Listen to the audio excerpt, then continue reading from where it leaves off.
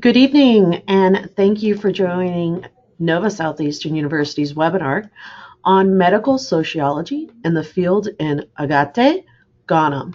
Healthcare access, obstacles, and power, presented by Dr. Eileen Smith-Cavros and Dr. Joyce Avotri Awauku. My name is Jessica Hubble.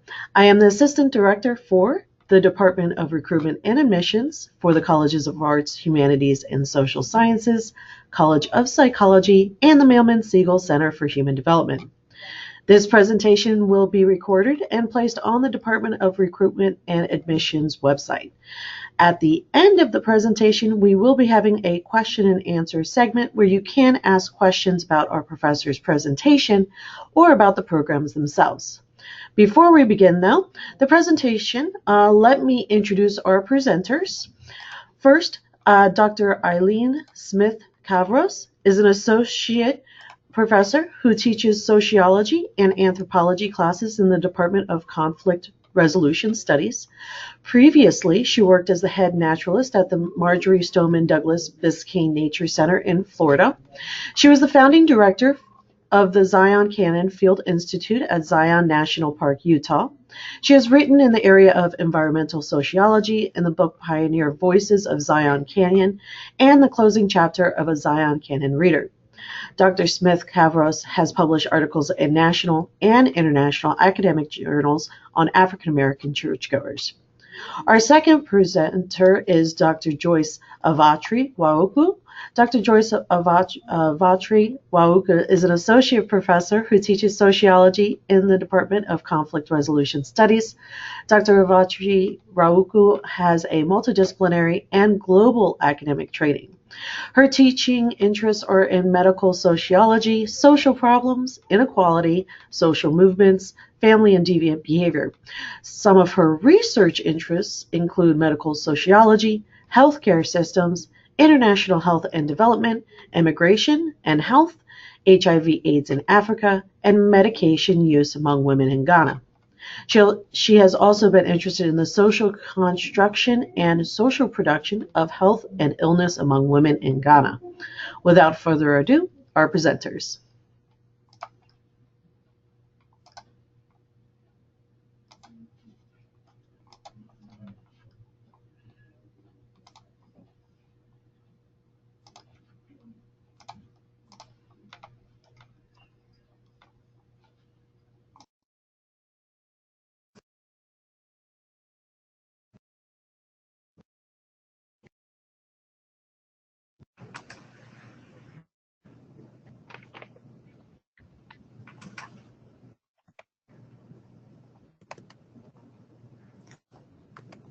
Okay, Jessica. Yes, ma'am. Should I begin? Yes, ma'am. Okay. Good evening, everybody. Today we are going to look at, I think, the PowerPoint. Okay. Eileen? Yes. Is it possible to show the PowerPoint notes? I can. Let's see. I'm sharing. There we go. Sharing my screen here. Hopefully it will show up in just a second. Okay. Let's see. Jessica, are you able to see my screen now? I am seeing black currently. You are. All right. I'm giving a shot at screen sharing here. Show my screen. All right. There we go.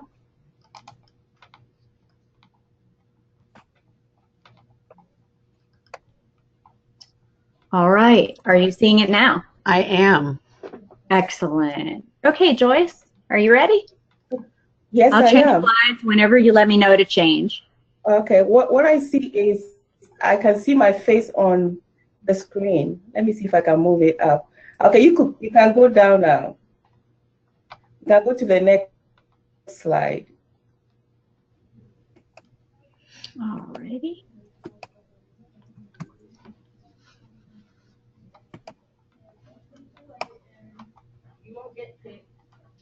Joyce, are you able to see that slide? Sorry, I'm having a little technical difficulty here. I can see that. We can, yes, we can start from here. Mm-hmm. Okay.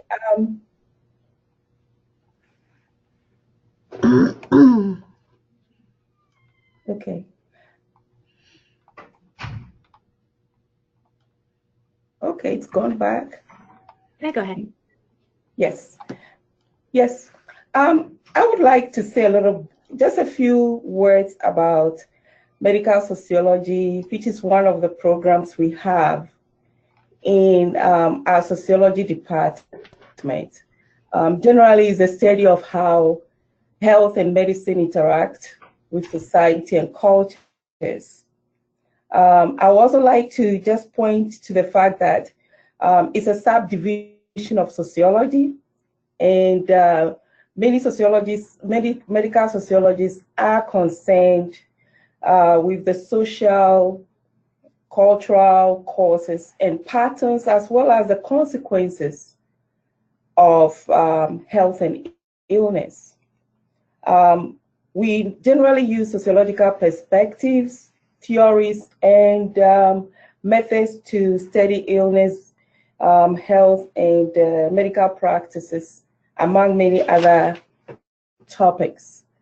Some of the major focus of medical sociology also includes, of course, healthcare services, in addition to social causes and cultural causes of health and illness. We look at social behavior of healthcare professionals and patients as well. So sometimes we study doctor-patient interactions.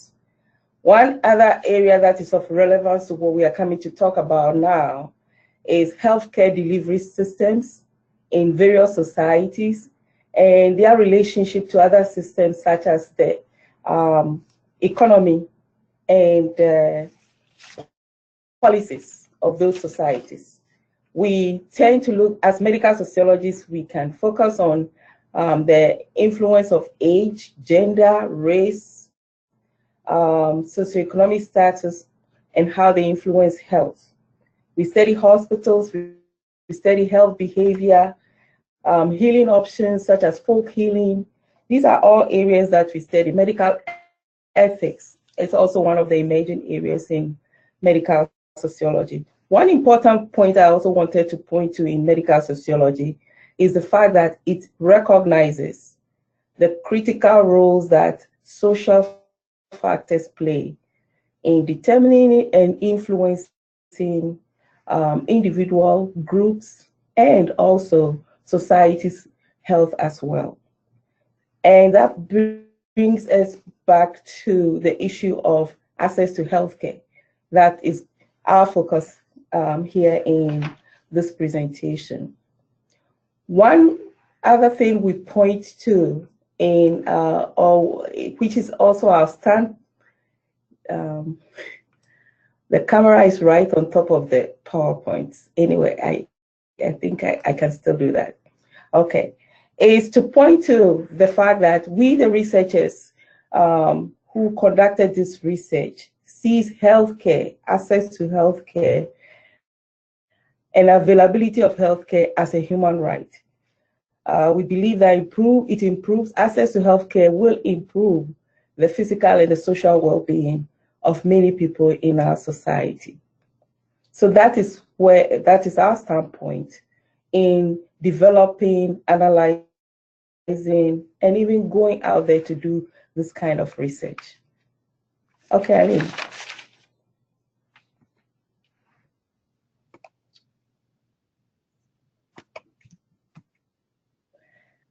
This is a very Sorry, I'm beautiful. having trouble changing the slides, Joyce. Yes, Apologies. can you go back to the previous screen?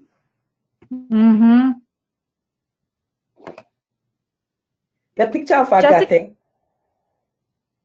Perhaps Jessica can take over moving the slides for us because for some reason my PowerPoint's freezing up.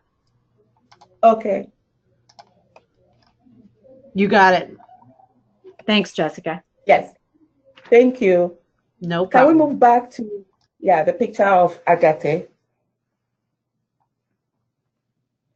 Yes, this is a beautiful picture taken by Eileen. She took all the beautiful pictures that you are viewing right now. It was just wonderful to see these pictures.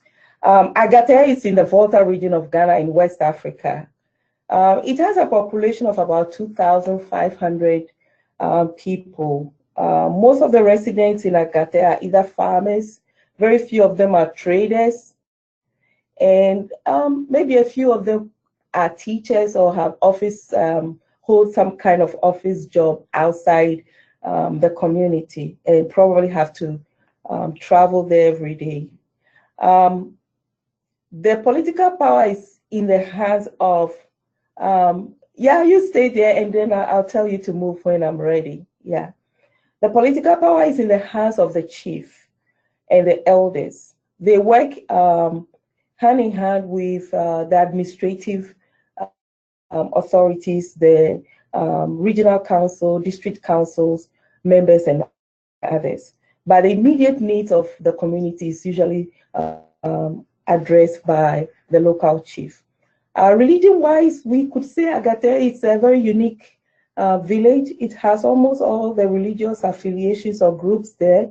We can categorize it as predominantly Christian, but there are, of course, others who believe in the traditional religion as well.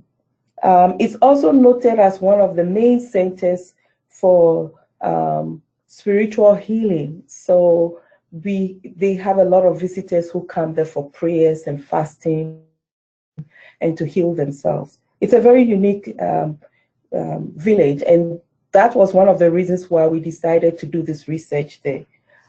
In addition to the fact that two of the researchers are very familiar with this particular village and could speak the language that the locals speak. Before we started the research, we had to have a meeting with the chief and the elders and seek permission or ask permission from them.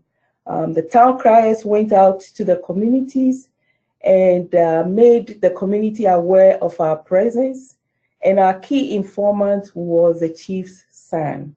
Hopefully with time you can see his picture on one of our slides.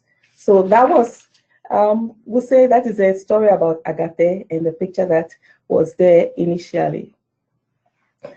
We conducted this research in 2012. We basically used ethnographic and qualitative research. We were there between May and June of 2012 to conduct this research.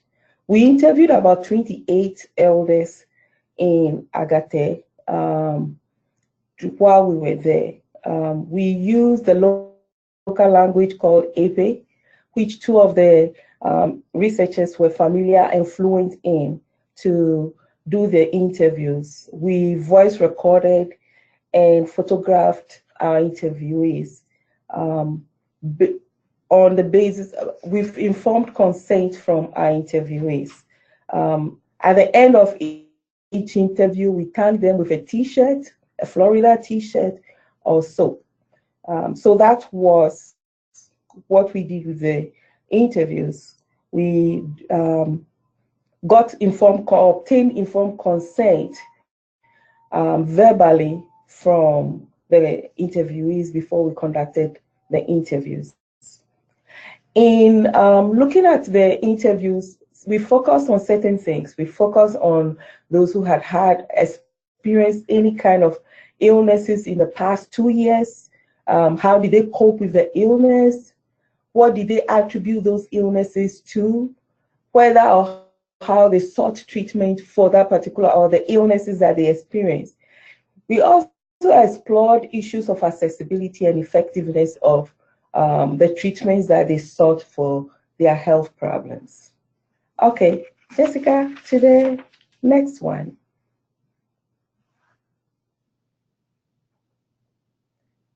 Yeah, here's also one of the beautiful picture that was taken by Eileen. We can move to the next one. Okay, I think I'll have to move my camera. Okay, in terms of methods, I'm going to be quite brief here. We use semi-structured interviews. Some of the questions were close-ended, like age, what church you attend, whether you have health insurance. Some of them were much more open-ended questions. Some of these interviews lasted 20 minutes to as long as 1 hour in duration. We also use some form of snowball sampling to get interviewees. And what we also did was to develop several of these snowballs so that we don't end up interviewing just relatives, but interview people with some level of diversity within the sample. We ended up interviewing 11 males and 17 females.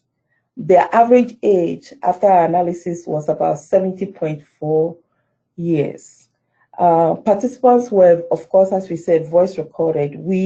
What we also did in the field was to immediately chat out many of the responses that we got at in the field, so that we would use it later on to cross-check our information during the analysis stage. So we always went out. When we came back, we chatted most of the responses we got so that we had a hard copy immediately we came back from the field. These interviews, when we came back to the United States, were transcribed from AV into English. We used different methods for the analysis, quantitative. We looked for themes within the transcribed information. We looked for recurring themes, identified, coded, to find patterns in our findings. We use close-ended questions, for example, were organized into matrices, and data represented sometimes in simple percentages. We ended up cross-checking to make sure that our information analysis was accurate with our initial documentation in the field. We use a lot of direct quotations, contextual quotes in our analysis, as well as you'll be seeing in some of our PowerPoint slides. Okay. Yeah, this was one of the pictures Eileen took. We interviewed people in every part of the community. I remember this lady who said she was feeling hot in her house and wanted to come out for some fresh air, and wouldn't mind having a conversation with me by the roadside. Between the two of us is a tape recorder, and so I was able to tape record our interviews while I also jotted down some of the responses she gave me while I was interviewing her. Okay, the next one. Yes. What we are talking about here focuses more on how our interviewees negotiated treatment when they were not feeling well. So the focus here is also more on the health insurance scheme that Ghana had by then enacted. This national health insurance scheme was initiated in 2003, and it would be good to give a context in which these interviewees were negotiating for treatment. So let's move on to the next slide, and I'll give a short history of Ghana's struggle with health insurance. Ghana attained its independence in 1957, and with the Nkrumah regime came what we call free healthcare services, where you could just go and get treated when you were not feeling well. But by the time we got into the 1970s and 80s, there were not enough resources for the government to finance healthcare for all or free for everyone. And so what happened was that by the time we got into the 1980s, they had instituted what we call cash and carry kind of health insurance, where you pay outright if you wanted to be treated for any kind of health problem. And it also came as part of the structural adjustment program reform that Ghana was forced to get into with the IMF program. by the 1990s, there were some NGOs who were helping, but things had become extremely difficult for Ghanaians. And when the 2000 election came over, what the National Patriotic Party did was to take advantage of that situation, because they knew that the cash and carry program was extremely unpopular in Ghana, and they used that as one of their political platforms for campaign, and probably that also helped them win the elections. So by the next slide, please. By 2003, they had instituted a national healthcare insurance scheme for Ghana. The purpose was to make healthcare accessible to all and affordable to everybody. The funding was through various sources. One was through the fee payment that everyone was supposed to pay into the program. In addition to that, they were also required they were also going to get some of the resources from what we call value-added tax income on goods and services, contributions from social security programs, and also income-adjusted premiums as well. There were others who were excluded from this program. Those were people who can access healthcare but were not required to pay except to register. So they have to register for the program, and the fee was around $2 per person, maybe $3 per person. The exclusions include children, but even there, their parents will have to be registered. People who were over 70 years old, pregnant women, and the very poor were excluded from the payment of any kind of health insurance, except that they have to register for insurance. There were certain many services that were covered, including patient consultation to emergency care, some essential diseases like malaria, diarrhea, diabetes were also covered under the program. Some of the health problems that were excluded were most cancers, except for breast cancer and cervical cancer, and organ transplant, and some medications were also excluded from the program. Can you move to the next one, please? Yes. So with this, there has been a lot of debate and arguments about how many people are actually covered. Based on our general research, we would probably say that during the time we were doing this, about 74% of the population nationwide were covered by the health insurance. People had positive things to say about it.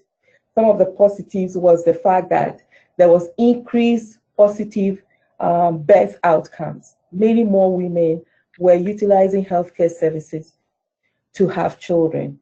There was improved access for urban women as well. So those were some of the positive outcomes of the healthcare insurance.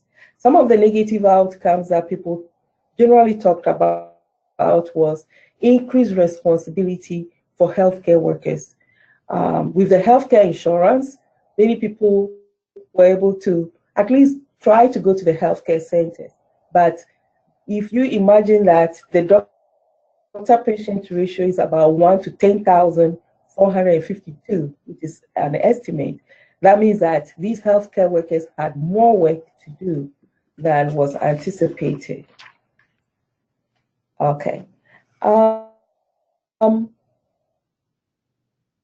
other thing I wanted to point to is that with regards to the interviewees, those that we interviewed, they also had mixed feelings about the healthcare program when it came to negotiating treatment. Some people were happy with it, others were. Many of the issues surrounded accessibility, affordability, and acceptability. Some, for example, in this particular case, this 57-year-old was very happy with her insurance. She paid an average of 150 Ghana cedis a year for her insurance, and she talked about the fact that she could see the doctor anytime she wanted to and didn't have to pay. And so to her, the health insurance was very good and she liked it. The next one. But there were many other obstacles to the health insurance for those that we interviewed. One had to do with information. We found out that some people did not have enough information on how the healthcare insurance works. Some of them heard it from relatives, others from other people, and sometimes from the town crier, who probably may not have all the information to provide to many people. So there was some level of lack of information that we found out among those that we interviewed. There was also this idea of how social health insurance is culturally understood within this community. Is health insurance just used when you are sick, or is it supposed to be used as preventative care?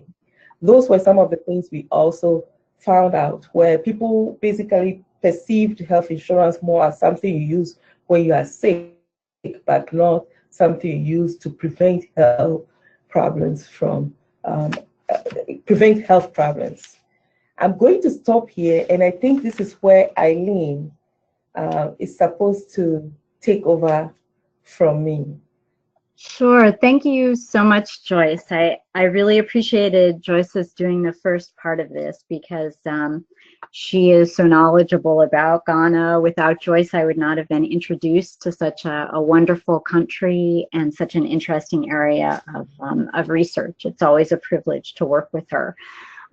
What she didn't mention was, while I did take all of these photographs, Joyce did over half of the interviews, and she did them in Iwi, the local dialect, and she dealt so wonderfully with all of the people that it enabled me to have the privilege of doing the photographs. So I'm going to pick up where she left off, and that is the many obstacles that people met with insurance. First and foremost, the people that we interviewed found the cost of insurance and the costs associated with insurance to be the biggest obstacle for them. 11 of our 28 interviewees had health insurance for the whole course that we were talking about. A few had it previously, but stopped carrying the health insurance due to the fees. And that measured close to the same amount of people overall in Ghana who had it. As Joyce already mentioned, Agate is a very rural area, and most of the residents, as well as most of our interviewees, were doing subsistence farming. But the interesting things were the changes in the local economy that were and still are taking place. And that is, when many of our elder interviewees had grown up, there was very little cash around or necessary. Everything that you had came from your subsistence farming. What you didn't have, you bartered, you borrowed. But increasingly, as we see with globalization all over the world, increasingly they're now living in a cash economy and a cash healthcare system. So for instance, even though the registration fee of around US $2 seems very inexpensive, one of our 81-year-old participants explained that she liked the insurance. For her, the insurance was a positive. She said, but, quote, even the registration fee is expensive. So the small amounts of money were still difficult for folks to come to. Another obstacle in the next slide is a cost of medicine. Joyce already started to mention this, and we might add that this was the second most common complaint of folks about the health insurance, and that was that it covered you through your diagnosis, told you what medicines you needed, but then many of those were not covered. They were often available, say, at the local hospital dispensaries or pharmacies, but they had to pay for them out of pocket. And that can be a real problem in Ghana. One example of this we encountered on our trip was I took malaria medication as a preventative before I reached Ghana. but one person on our research team didn't start it until they reached Ghana, so they had to buy it in Ghana. In the US, my malaria medication with my copay cost about $5. And my colleague paid much more than that in a Ghanaian pharmacy to get the same malaria medication. So medication can be quite expensive and quite cost prohibitive. What we found, indeed, among several of our participants was that the cost of medicine actually caused people to stop their treatment. For example, one 70-year-old man with a host of maladies from hernia, waist pains, glaucoma, pains in other parts of his body, said that the insurance covered him. He went all the way to the hospital and had tests done. But then he said, quote, "It was sad that it did not cover medicine. So I had to pay, and that was expensive. And that is why since then, I have not gone back." Next slide, please. So you have someone that went through all the trouble and the expense to the healthcare system itself of going to the hospital and getting diagnosed, but then stopped the treatment because of the cost of medicine. So those were the primary obstacles, but there were other secondary obstacles. Let me delve into those a little bit. The first of those was the cost of transportation. The nearest health center to Agate is 30 miles away. Might not sound like too much to us, but it requires taking a very fragmented public transportation system to access health centers, which also would cost people money. And that is a very small health center, 30 miles away. To get to and access a larger one with more equipment, more doctors, that would be even farther away. So that is a big obstacle, particularly to elderly people. Not only do they have to take the time away from their tasks, so even though they are elderly, we're not talking about folks that are retired that are taking it easy. We're talking about people who are still walking to the farm every day. So they are leaving their work when they have to go to a health center. And very often getting to that health center takes a good deal of negotiation, getting a van to take you, getting there if you're going to a larger hospital, making your way around the appointment. So often they have to bring somebody with them. So it has other costs beyond just their presence. It has the cost of dependence as well. As you know from the ages, most of our interviewees, oh, if you can go back for just 1 second, I wanted to finish something on that previous slide. They do need a family member to accompany them to the hospital. And that means that the expense is added because you have a second person going along with you. You often need someone to kind of translate, not necessarily in terms of language, but in terms of healthcare needs, what's going on at home. If you can turn to the next slide now, thanks. And so it becomes very expensive at many levels. Joyce has had a lot of experience in this research as well as previous and current research where she works specifically with women. And as a category, we need to also separate them out because they had particular and extreme worries about their dependence. Women in Agate are depended on so much in terms of household tasks, nurturing, that they have what we might call extra burdens to bear and then extra worry when they're not doing it. We just pulled out a few quotes to let the participants' voices shine through a little bit. And one woman to me was particularly plaintive, and she said, quote, "I am stuck like glue to my house due to being sick. I am not the type that would like to be glued to one place. I don't like staying idle. It's something that worries me a lot.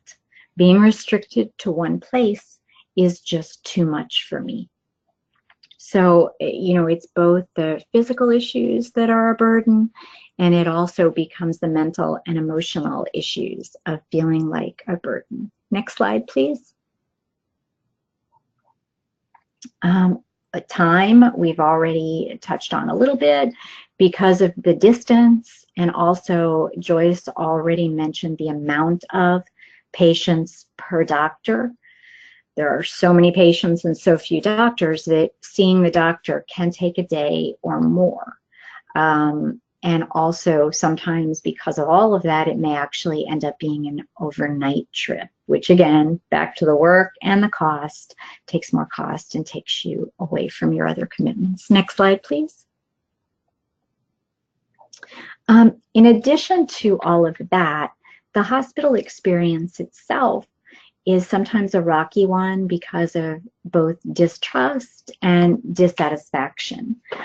For many of the elders, these visits to the doctors were such a rare event in their lifetime that it was such an unusual situation. There was a bit of a built-in distrust of healthcare workers. Most of them were used to being very young and healthy and pushing through when they were not.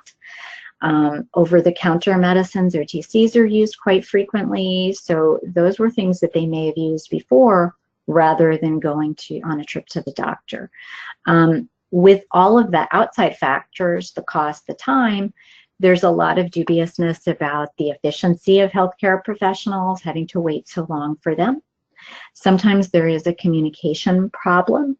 Many of the doctors are kind of trained in a real Western approach to medicine. They expect people to talk fast, get out their problems, and many of these elders are used to a real conversational approach. Any healthcare that they've had often prior to going to a big city hospital, if you will, has been with local healers that they know, people who give them herbs, and it's a much different conversation. So there's often a high level of dissatisfaction with the treatment process, particularly when the outcomes are not working in the elder's favor. Next slide, please.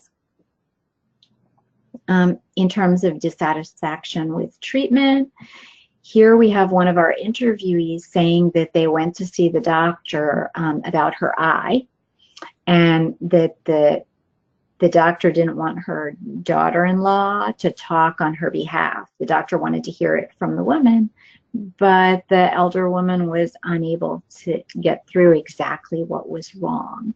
The doctor said that she should go and come back later, and this was 5 years before our interview came and took place. So the interviewee says, maybe it's time to go back, and they say, yes, maybe, but they've actually let it go for 5 years because the experience was so difficult.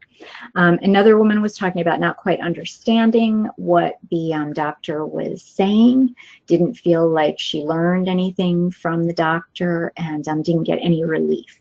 So she just continues to purchase her medicines and do self-treatment at the drugstore. Next slide, please.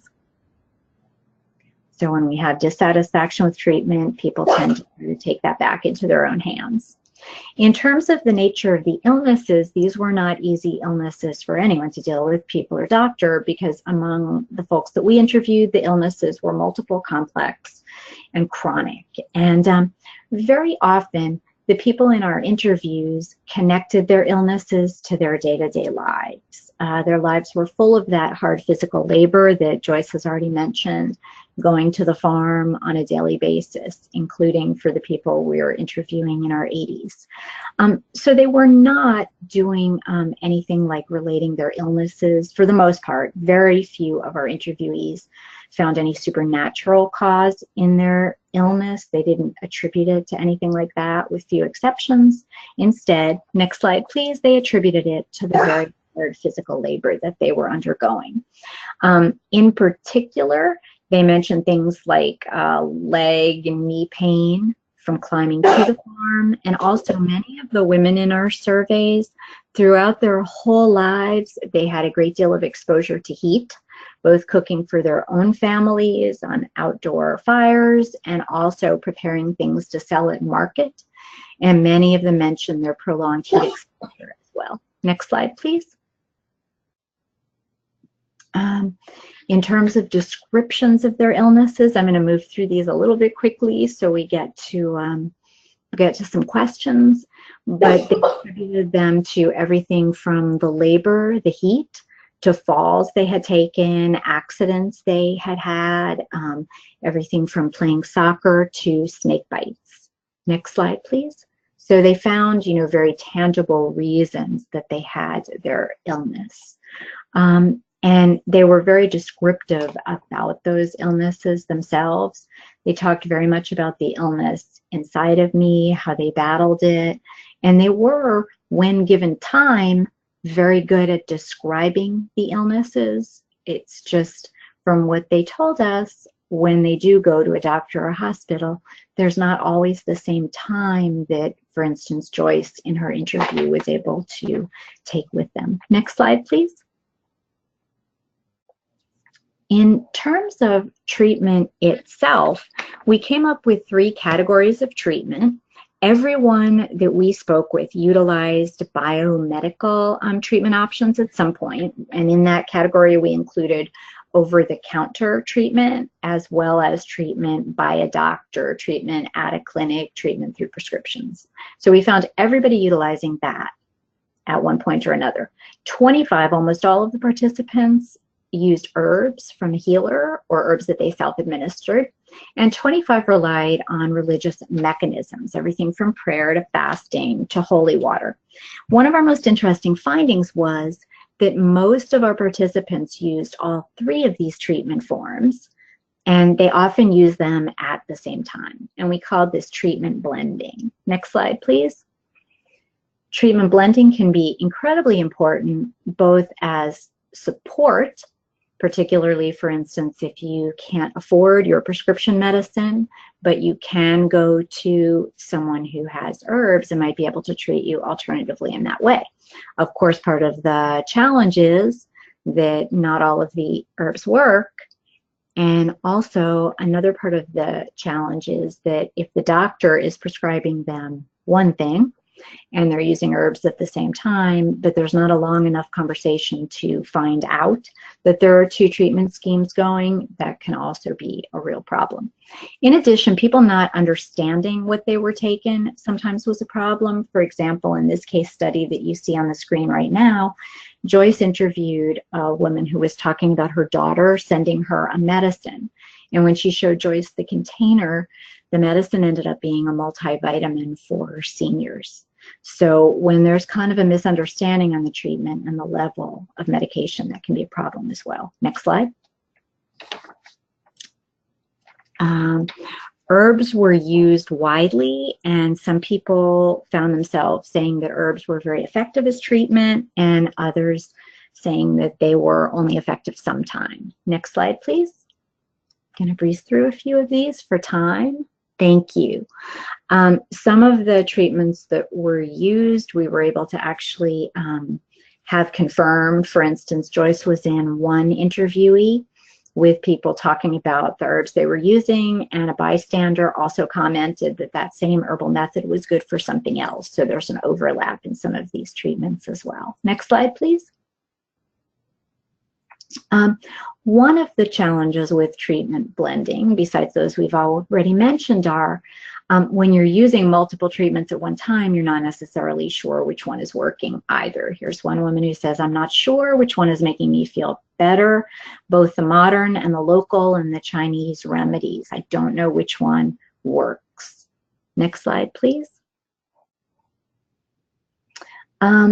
One, though, that so many of our interviewees commented on was how their own religiosity. Joyce has already explained how important and how varied the religions were within Agate.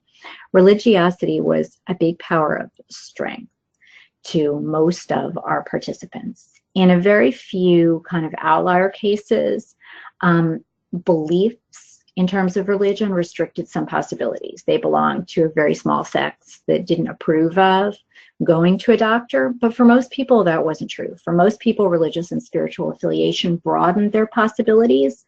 Some found herbs through their church, and others found a lot of psychological solace in prayers, rituals, and communities.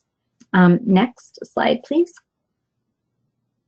We also found some people undergoing a process of proxy fasting, where, for instance, the religious leaders acknowledged that while fasting was an important part of the religion, they believed that some of our participants were, say, too weak to fast, so they could have someone else fast for them. This was a really interesting finding because it suggests that some of the religious leaders take a very pragmatic approach to the use of Western medicine adjunct to religious belief, spirituality, and spiritual healing. Next slide, please. In terms of the reported health outcomes for people, those showed the real difficulties that people face in the system. 6 of our interviewees reported themselves as either, quote, cured or in good or in great health. 3 reported that they'd experienced some to minor improvement, but 19 reported continuing chronic pain that interfered with their daily tasks or independence. Next slide. In spite of that, I think it's really important every time Joyce and I talk about this, in spite of the big challenges that folks do face and that high level of dissatisfaction and continuing chronic pain, we talked to resilient people. Our participants were amazingly strong, and I think what's important as a takeaway for us and hopefully for you all is to see the way in which people creatively attempted, continued to try to negotiate their healthcare obstacles in every way possible, from the religion to the herbs to the Western medicine to over-the-counter products. Next slide. So in conclusion, we saw the healthcare system in Ghana, as well as the move for universal healthcare in West Africa, to be an incredible, laudable venture, and also very timely as we see increasing gaps between the rich and the poor globally.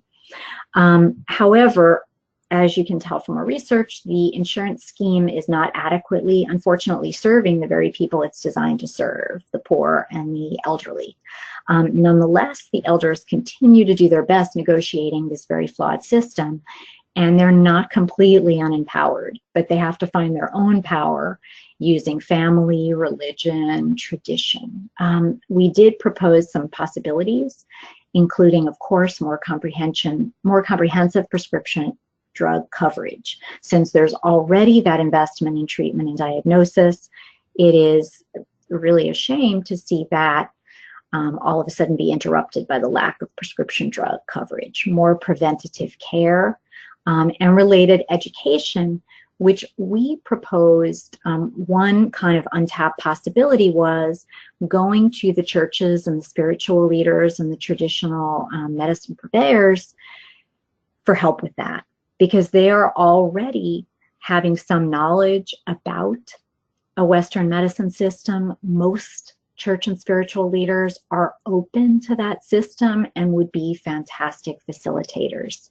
Having increased local power, for instance, Ghana already has a youth service corps, but they do not have yet an elderly rural health corps that could use existing resources and just a little bit more investment to kind of be an out-of-the-box idea to improve education and access to healthcare, particularly in rural areas. So I'd like to thank you for listening, and hopefully we can open it up for questions now. I actually have some questions. I'm kind of curious, do we offer any like American Red Cross to assist Agate Ghana? That's a great question. I'll start, and then maybe Joyce can respond as well. I do know that NGOs have done a lot of work in Ghana. Particularly, some of our interviewees talked about non-governmental organizations that deal with eye care, and they've made a huge difference. One of our interviewees, for example, was blind.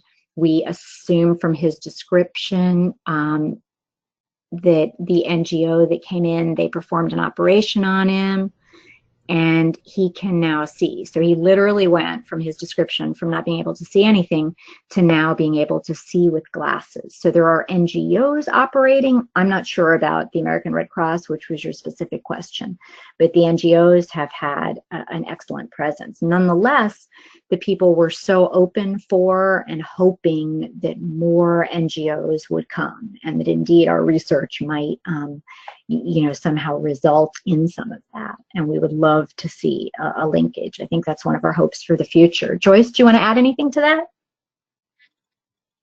I think you've answered that question adequately. I know for non-governmental organizations and also the Catholic institutions have been quite instrumental, especially with eye care and other health problems. Others have gone into malaria prevention programs, distributing mosquito nets to family members. So there are some organizations. I'm not familiar with the American Red Cross, but I know there are many NGOs in Ghana who have been helping in various areas. I do see a question. If you don't mind, I'll read it aloud. It says, Okay.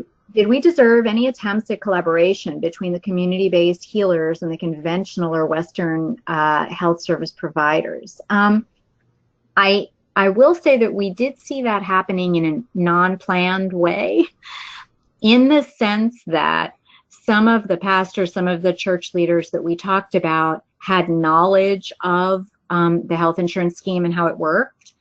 And specifically, what I found really interesting in one of our interviews was a pastor who talked about how when sick people came to him, he would see himself as the first contact. But then if they were very bad, they would go to Western medicine after that. He also noted that he would often cleanse them with holy water. And he noted how he was careful to make sure that the water was sterile, because when you were dealing with someone who was sick and pouring water on, say, a wound, he definitely didn't want to make it worse. So it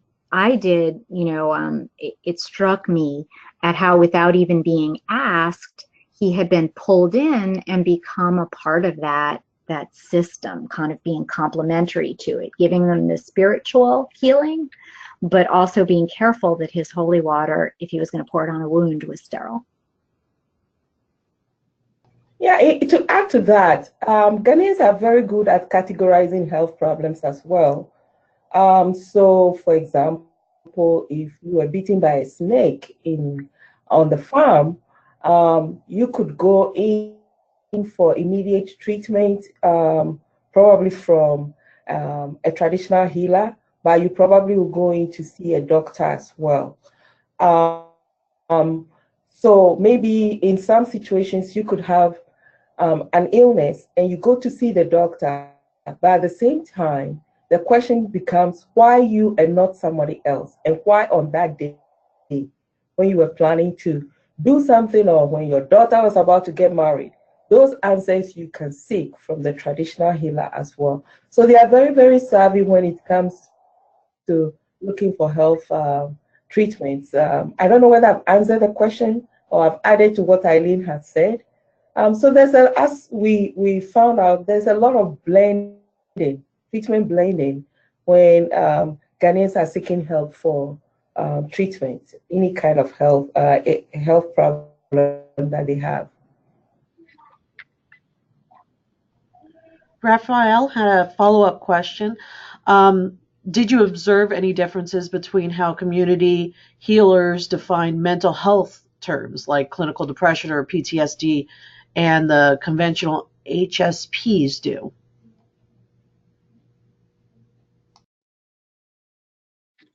Eileen? That's a good question. I can't say I did from, can you repeat, were they asking about how the providers, I'm looking at this, how community healers, okay. I didn't get a sense of that from community healers. What I did get a sense of was that from some of our participants who were describing kind of incidents of mental health, that those were often misunderstood by the other villagers, if you will. But I didn't really get a sense of that personally from the healers themselves. Yeah, I also, for this particular research, we really did not get that information. I think we were also talking about the fact that this is a very unique community. People are deeply involved in their spiritual and healing or Christian, their faith.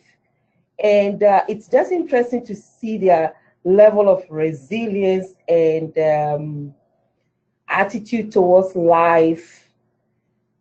And I can safely say this was not something we actually observed in this particular study. There are other studies that probably have delved more into mental health directly, but since that's not the focus here, we will not discuss that. Yeah. Denisha had a question. She said, it seems like the culture and the people of Ghana are intricately motivated to be integrative, inclusive of mind, body, spiritual medicine versus the Western medicine. What was your input or insight to this, Dr. Eileen, she's addressing, as per cultural motivations? Oh, hi, Denisha. Thanks for joining us. Yes, I'm going to turn it over to Joyce in a sec. I'll say something about it, but she has more expertise in this. But I certainly would say that what I was incredibly impressed with in terms of that integrativeness was actually within religion itself, because Ghana is just so open as a society, particularly Agate, as Joyce said, where we would meet a person who would go to their home church, for instance, and they would go to that church for sort of their faith, their spiritual backup during the illness, and their social support. But then they might go to a healer in a different church, and they might get herbs from another church, and they could kind of be open to that and, you know, not see it as contradictory, which I thought was very impressive, in particular to Ghana, the way that they worked at that and found the best everywhere they could. Joyce, do you want to add to that, since you are so much more knowledgeable on Ghana? You've pointed it out clearly. They do not see, many Ghanaians, or most Ghanaians, do not have barriers between these treatments. You could go to the doctor, get the biomedical approach to whatever health problem you have. You can go to the traditional healer, who probably will accuse a member of your family of witchcraft or something and give you remedy for that. You could get the Chinese medicine from the street seller, and then you come home and you just treat yourself with everything. They don't see any conflict when it comes to that. You could build your house and bring the traditional healer in to bless the house, and then the pastor will come in and do his own thing. And as far as they are concerned, the more the merrier when it comes to treatment. And I think we saw that in the approaches that our interviewees used in treating their health problems. Dr. Avotri, you mentioned that they have NGOs that come over and do like eye exams and things of that nature. I'm noticing in a lot of these pictures that they have yellowing of the eyes, and I know that usually is like jaundice or liver issues. Is that a consistent issue? We found out that a lot of them had eye problems. Eileen, you remember that, right? Many yes, of them. that was very prevalent. That was one of the most common issues. Yes, eye problems, aches and pains. Eye problems was one of the important health problems they identified. Skin diseases were also one, but eye problems and aches in their joints and other parts of their bodies were also very common. But I and, was and also, oh, I'm sorry, Joyce. Yeah, I don't want to. I always try to stay away from diagnosis and everything. But yes, I will just comment that while you're very right that can be jaundice, and also malaria, I believe, can also be related to jaundice and anemia as well. So that I don't want to pinpoint it and say that that's the cause of it, but that's also can be associated with that, I believe. But we tried, of course, to stay with the social. We stayed away from diagnosis. Basically, what they felt was wrong with them. Yeah. Right. I guess my point was just that, what looks like an eye problem may be an eye problem, or it may also be, one of the other numerous things. And because so many people reported multiple challenges, that was also very difficult, very challenging to sort out. Mm-hmm. Understood. Another thing, you guys spoke about communication issues within the hospitals in themselves. I'm wondering, is that from like maybe different dialects within the country, or is it more like terminology, because the terminology might be not kind of downed to more like farmers? I mean, these are all farmers, and I know like my family were a bunch of farmers, so you can't speak medical terminology to somebody that doesn't understand it. I think that also has to do with the problems with Western medicine, and the fact that doctors who have been trained with the Western model or the biological model, and also the fact that the doctors have so many patients to see every day. All these things put together probably contributes to that. There have always been that gap between the typical Ghanaian and a Western trained or a doctor trained in Western medicine. And there has been a lot of discussion as to how we could train our doctors to be much more culturally sensitive to their patients. And that is pushing us into many more of this medical sociology stuff. Doctor-patient interaction. How do we train doctors to be much more culturally sensitive to their patients, or listening to their patients, or treating their patients? The hospital itself is already an intimidating environment for many of our interviewees already. And that could also contribute to the difficulty in communicating or understanding the communication between a doctor and a patient. Eileen, can you add something else to? I'd also add a bit about age to the equation as well, because of course Ghana is changing as well. And you have a society here that traditionally the elders are the most respected, the wise in the society. And now you have more Western medicine, and you have some of these elders needing to bring a son, a daughter-in-law, a son-in-law with them to the hospital.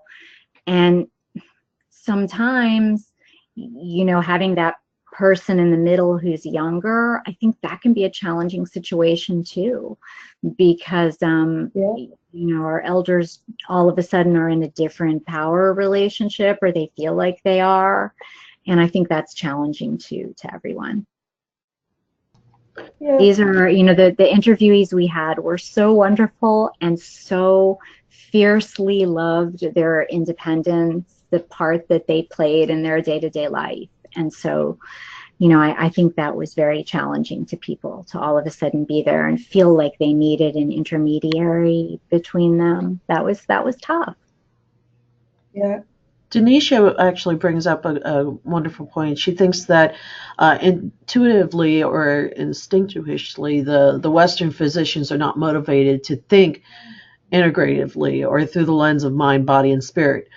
And just to kind of add on to that, being with the College of Arts, Humanities, and Social Sciences and the College of Psychology, we've actually been approached by our Health Professions Division because we have a new director there here at Nova Southeastern University who actually has approached our deans here in our colleges to help assist that, because that is the number one problem in healthcare, even here in the Western society. So it is being addressed, and it has become more of an issue that is being brought up here in our university. So we ourselves are noticing it and trying to improve upon that, to integrate that psychological aspect into the medical field, which I think is wonderful. Do you ladies have anything to add to that? Just to say that, I mean, that's a fantastic point, and I think that an important point that I would add is that we have a lot to learn from traditional healthcare systems, and while we sometimes look at those healthcare systems and we emphasize their struggles, we should also be very clear about their strengths and what we have to learn from them as well. Yeah, Ghana, for example, has a whole institution that deals with traditional herbs. And so the formal healthcare system has accepted the fact that they cannot serve all the needs of Ghanaians. And so they have outfits that are specializing in alternative health or alternative healing practices, the use of herbs and other substances for treatment. They are also aware of the fact that if you want to treat a human being, a social human being, you have to treat the person holistically. And so some doctors are much more open, others are not. And it's all about professionalization and having control, probably pushing myself into another area, because these are people, especially those that we studied in Agate, very resourceful, hardworking people who are negotiating their health and illness and treatment in very interesting ways. And the more we learn about them, probably the better we'll be in a position to serve them. Absolutely. Eileen? Yes, thank you. No, I think that was well said.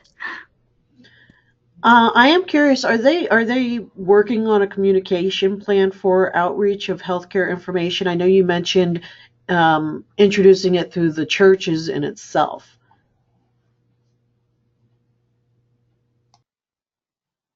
I don't know about Agate specifically. Ghana has become one of the well-known countries where religion or people's faith has become probably one of their priorities. And that was what you were suggesting, that some of the churches, from what I gather in my outside reading, shows that they are teaching other things about health.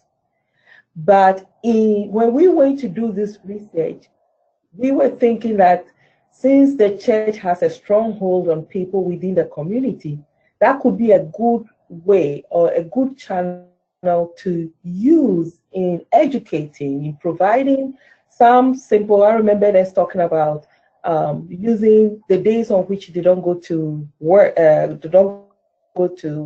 or they go to church as a day that they could go and probably immunize them against one of these illnesses that they are supposed to be immunized against.